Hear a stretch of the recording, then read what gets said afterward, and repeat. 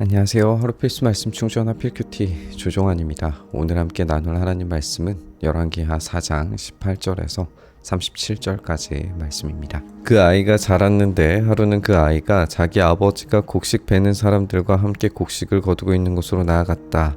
이렇게 이야기합니다.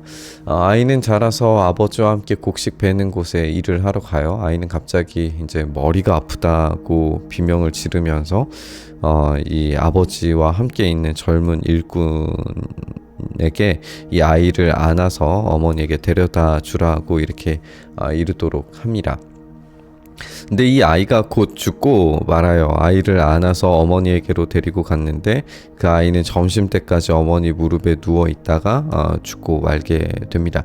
근데 여기서 이제 서술의 내용을 우리가 좀 잘 살펴봐야 되는데 이 이야기를 기술하는 열왕기하의 기록자는 죽었다라고 하는 설명을 하지만 이 어머니는 죽었다라는 말을 하지 않습니다.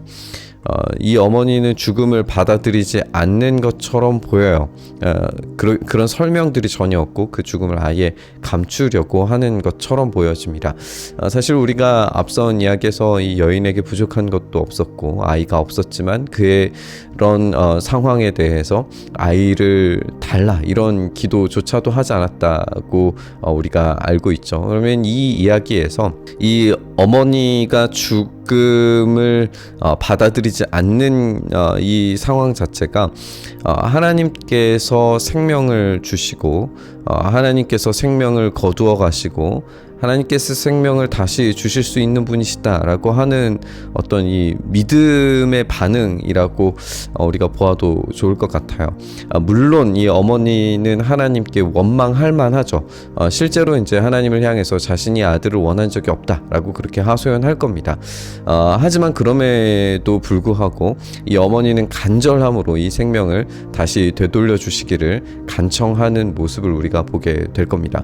우리가 이 땅을 차지하는 이야기를 함께 이 전 본문들에서 읽었는데 그때는 우유부단한 태도로 이 땅의 정복이 원활하지 못했어요. 그래서 이 모압을 잃어버리는 사건이 일어나기도 했죠.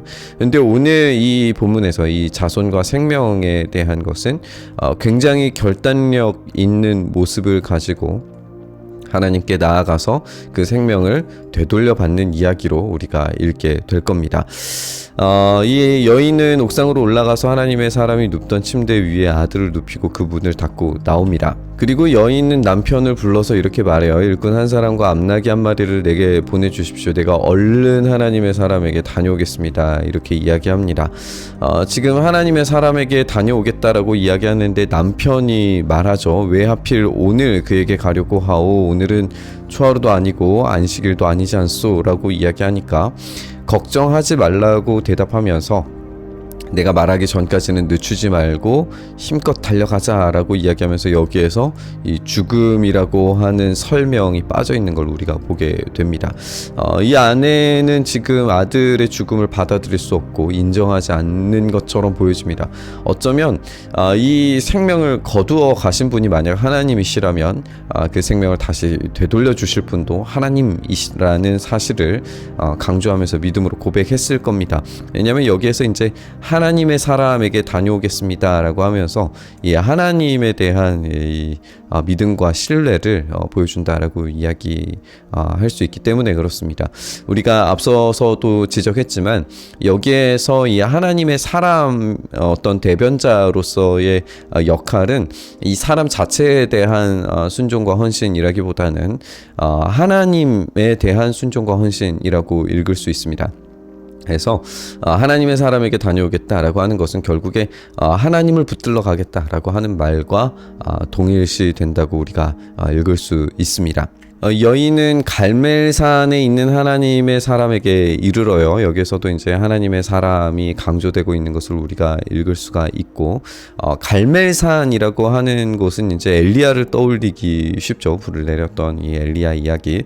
그리고 열왕기상 17장의 내용에서도 엘리야가 과부의 아들을 살려주는 이야기를 우리가 읽을 수 있기 때문에 분명히 이제 엘리야에 대한 어떤 그런 그림자 제자들도 우리가 확인을 할 수가 있습니다. 어쨌든 이 갈멜에 있는 하나님의 사람에게 이르러서 하나님의 사람이 멀리에서 그 여인을 보고 게하시에게 말해요. 수넴 여인이 오는구나. 이 전 장면에서도 이 게하시가 이 중간 역할을 해서 엘리사와 여인 간의 어떤 이 사이 중간 역할을 해줬던 것을 우리가 알 수 있죠.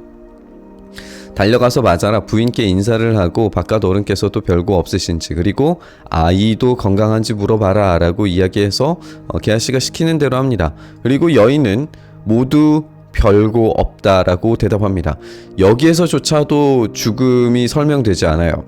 지금 이 죽음이 설명되지 않는 것은 이 남편과 게하시입니다. 그러니까 지금 이 여인은 어떤 이 사람들에게 이 죽음에 대한 이야기를 절대 꺼내지 않습니다. 여인은 산에 있는 하나님의 사람에게로 직접 가서 발을 꼭 껴안습니다. 여기에서 이제 직접 만나고 껴안는 어떤 이 밀접한 이 연결 관계가 이제 생기는 건데, 이것은 이 당시의 여인으로서는 굉장히 부적절한 행동이죠. 이 부적절한 행위를 하는 이유는 뭐냐면, 지금 이 여인은 하나님만을 오직 붙들고 의지하려고 하는 그런 행위적인 선택인 겁니다. 게하시가 그 여인을 떼어 놓으려고 했지만 하나님의 사람이 말리면서 말합니다. 그대로 두어라. 부인의 마음속에 무언가 쓰라린 괴로움이 있는 것 같다. 주님께서는 그가 겪은 고통을 나에게는 감추시고 알려주지 않으셨다.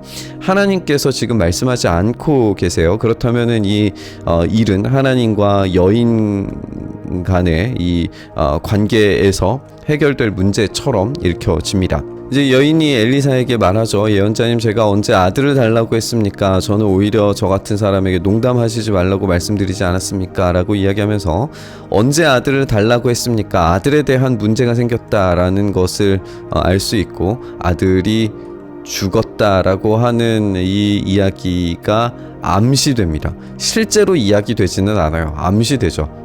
이 언제 아들을 달라고 했습니까? 문제가 생겼다. 그런데 이 아들을 달라고 한 적이 없다라고 하는 거 보니까 심각한 문제, 큰 질병이거나 죽음이 왔다라고 그렇게 예상을 할 수 있겠죠. 엘리사가 게하시에게 말해요. 허리를 단단히 묶고 내 지팡이를 들고 가거라.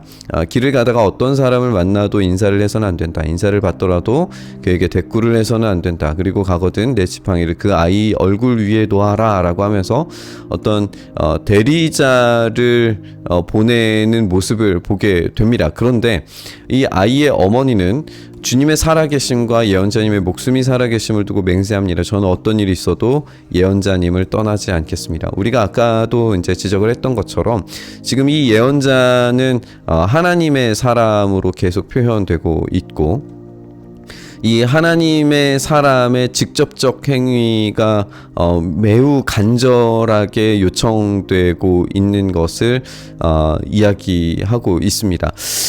이 하나님의 사람이 직접 움직이도록 요청되는 이것은 우리가 계속 지적하는 것처럼 이 당시에 하나님께서 직접 일하시는 것을 생각하기는 어렵죠.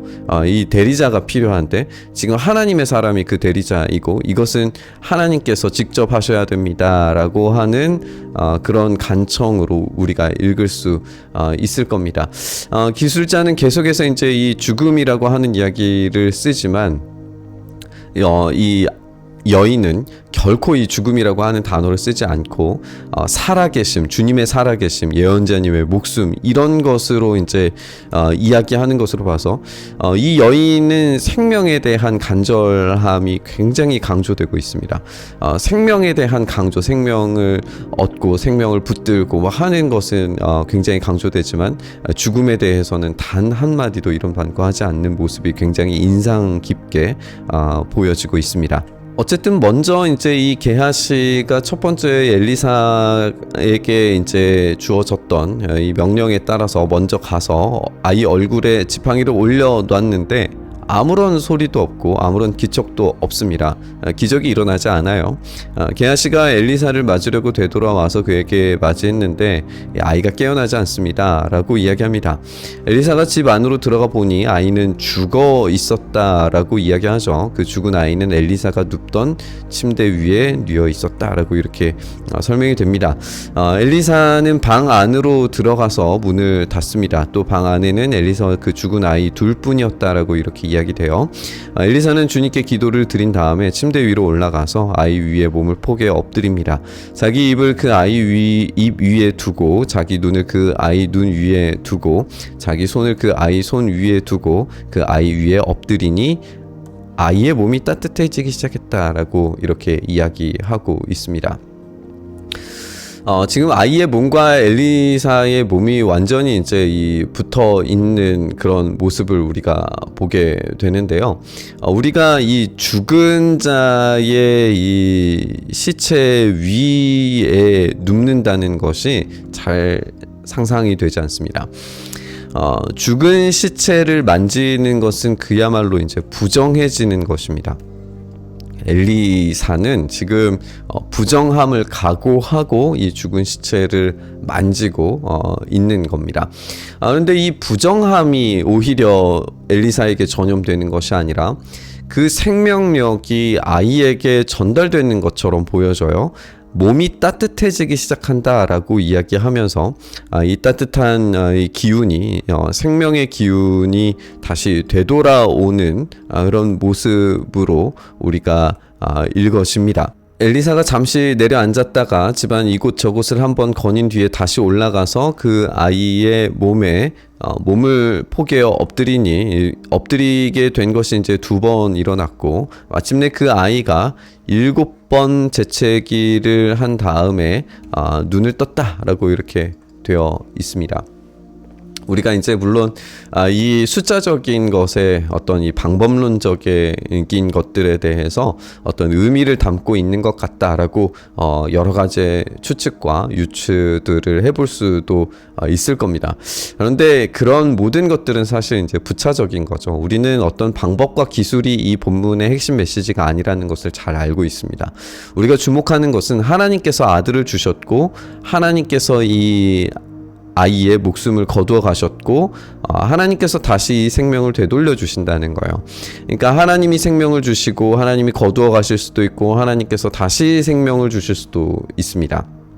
이것이 이스라엘의 어떤 민족적 상태와도 비견될 만하겠죠.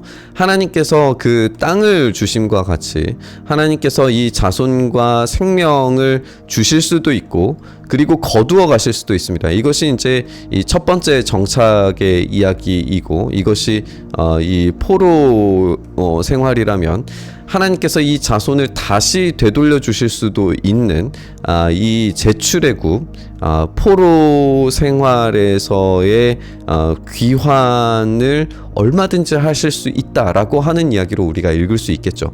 그렇다면은 이 이야기는 다만 어떤 한 여인의 아들이 왔고 죽었고 다시 살아났다의 이야기가 아니라 어떤 민족적 이야기로서 이 땅과 자손에 대한 하나님의 약속하심이 어떤 방식으로 성취되는가, 그 하나님만을 온전히 간절히 붙잡으면서 하나님께 나아가는 자들에게 이 제출애굽 귀환의 역사가 일어난다라는 이야기로 우리가 큰 맥락에서 읽어볼 수 있을 겁니다.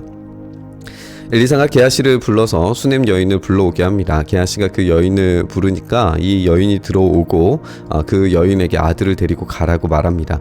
그 여인은 들어와서 예언자의 발에 얼굴을 대고 땅에 엎드려서 큰 절을 하고 아들을 데리고 나갑니다. 여인은 끝까지 하나님의 사람에 대한 큰 존경과 그리고 헌신, 그런 엎드림을 보여주고 있습니다.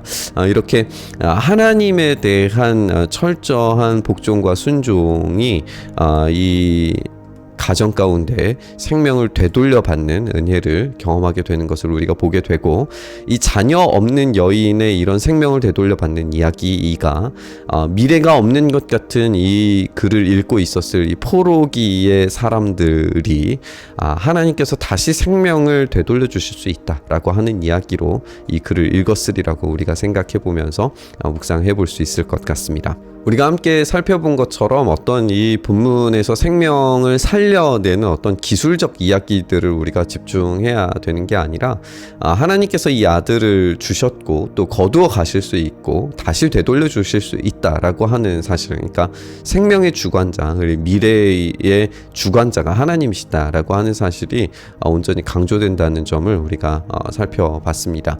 그들의 인생과 삶과 미래의 터전, 이 미래까지도 하나님의 손에 달려 있는 거죠.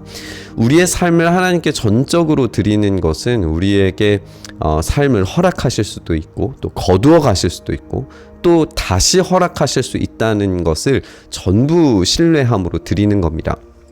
우리는 하나님께서 이 땅 가운데서 살아가게 하시는 생명을 얻었습니다.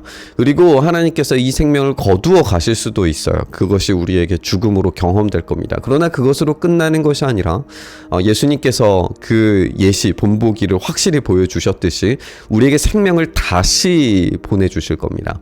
그 이야기의 그림자를 우리가 이곳에서 발견하는 것이고, 우리가 부활의 소망이 확실하게 우리에게 제공된다. 그것이 약속으로 이루어졌고 그 예시들이 있었고 그것을 우리가 기대하고 소망할 수 있다는 것을 우리가 생각해 봤으면 좋겠습니다. 이 이야기는 하나의 예시일 뿐입니다. 우리는 더욱 확실한 부활이라고 하는 영광스러운 미래가 확정적으로 우리에게 제공될 겁니다. 중요한 것은 이 여인이 그렇게 하나님의 사람을 간절하게 붙잡고 또 애달프게 그 하나님의 사람만을 의지했던 것처럼 우리가 예수 그리스도만을 온전히 애절하게 붙잡을 때에 그 생명이 공급된다는 사실입니다. 오늘 이 어머니의 심정처럼 주님만을 오로지 선택하기를 결단하면서 우리 묵상의 자리로 나아가시죠. 주님, 우리에게 생명을 주시고 우리의 생명을 거두어 가시고 또다시 우리에게 생명을 주실 수 있는 그 생명의 주권자이신 분이 오로지 주님밖에 없음을 우리가 고백합니다. 주님, 우리에게 생명 주시는 그 주님께 우리의 삶을 전적으로 의지하고 의존하며 나아가오니 주님의 그 놀라우신 은혜 가운데에서 그 생명의 공급함이 우리 가운데 있게 하여 주시옵소서. 그를 우리 가운데 행하시기를 간절히 바라고 소망하며 우리 주님 예수님 이름으로 기도드리옵나이다. 아멘.